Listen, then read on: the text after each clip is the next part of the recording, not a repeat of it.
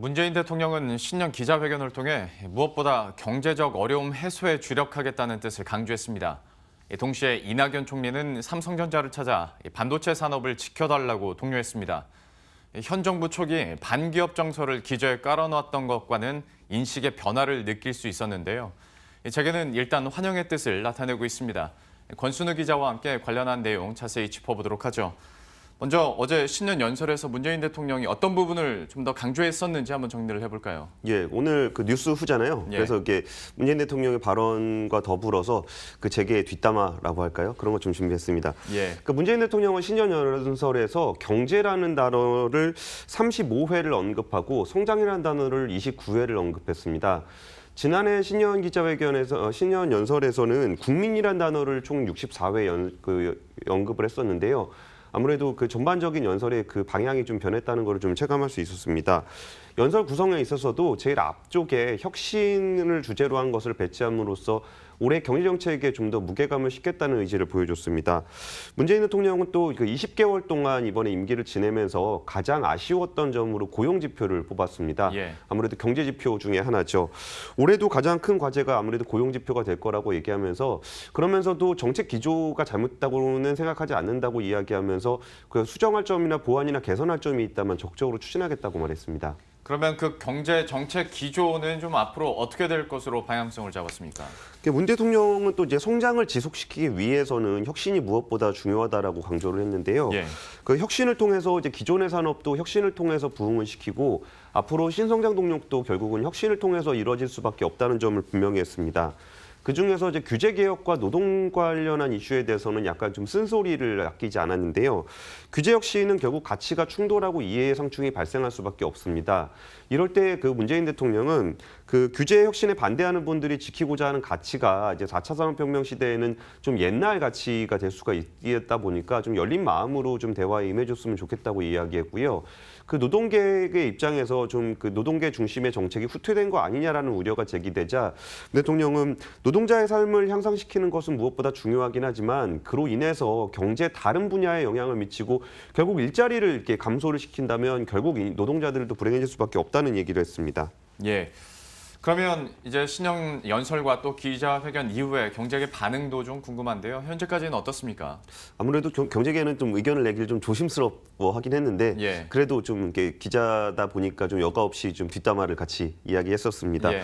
일단 경제정책 기조가 변화한 것에 대해서는 굉장히 긍정적으로 평가를 했는데 그것도 그럴 만한 게 지난해만 하더라도 최저임금의 급격한 인상과 52시간 근로제의 적극 도입 그리고 이제 정재계 인사들에 대한 전방위 수사 그리고 뭐 상법 개정을 통한 이제 그 어떤 지배구조 개편의 압박 이런 것들이 계속되었기 때문에 경제계 입장에서는 그 이번 정권과 가까워지기에는 조금 어려운 측면들이 좀 많이 있었습니다. 경청원 설명을 통해서 경제 상황에 대한 인식에 공감을 하고 활력 제고 의지를 보여준 것에 대해서 굉장히 환영한다는 뜻을 밝혔고요. 정견연 역시 그 혁신을 통해서 산업 부흥을 하겠다는 측면에서는 굉장히 반길만한 일이라고 이렇게 일단 성명으로 밝혔습니다. 다만 이미 그 경제계에다가 준 내상이라고 할 수 있을 것 같은데 그 최저임금 인상 문제 등에 대한 어떤 보완 대책에 대한 요구가 좀 있었고요. 또 재계에서는 본질적으로 경제 정책 기조가 변한 것인지에 대해서는 불확실성이 있다라는 의견들을 냈습니다. 한 재계 관계자는 결국은 여전히 우리나라의 경제의 어떤 핵심은 그 수출 주도형 경제고 대가 있고 또 주축의 어떤 대기업 중심의 성장이 되고 있는데 이 주축이 어려워지면서 경제가 좀 어려워졌다는 현실을 인지하지 못한 것 같다고 이야기하면서 혁신을 하더라도 혁신을 어떤 앞서가는 그런 선도하는 측면이라면은 정말 주축이 되는 이 경제 주체들에 대해서는 어떻게 할 것인지에 대해서는 언급이 없었다고 좀 아쉬움을 토로했습니다. 예.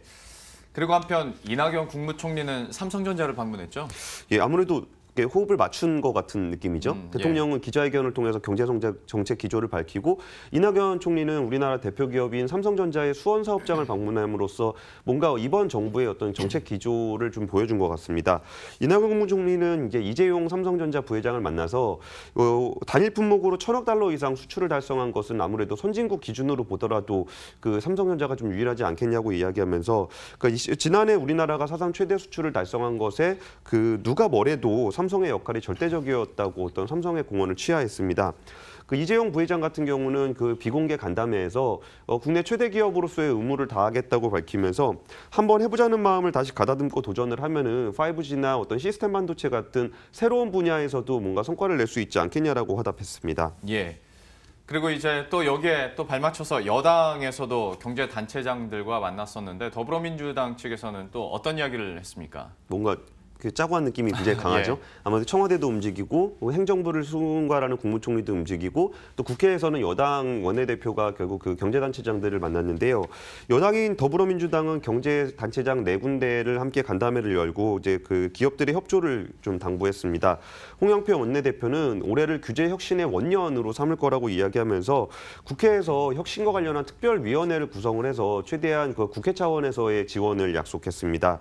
박용만 대한상의회장은 기업들이 좀 자유롭게 일을 할 수 있고 시장에서 자발적으로 성장이 나올 수 있게끔 유도해달라고 말했습니다.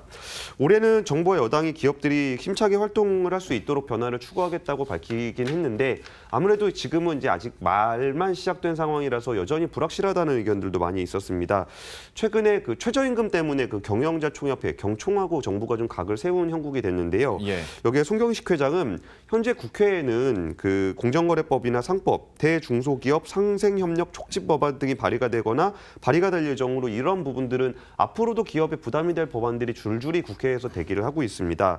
정책 기조의 변화는 때로는 현재 그 정부가 추구하고 있는 그 정치적인 가치와 충돌을 하거나 아니면 핵심 지지층들을 이반할 수 있는 그런 상황이 펼쳐질 수도 있습니다. 그런 상황에서도 경제 활성을 활력을 좀 우선시할 수 있는 정책을 뚝심 있게 추진할 수 있을지 결국은 행동으로 보여줘야 되지 않을까 싶습니다. 예. 지금까지 권순우 기자와 함께했습니다. 잘 들었습니다. 감사합니다.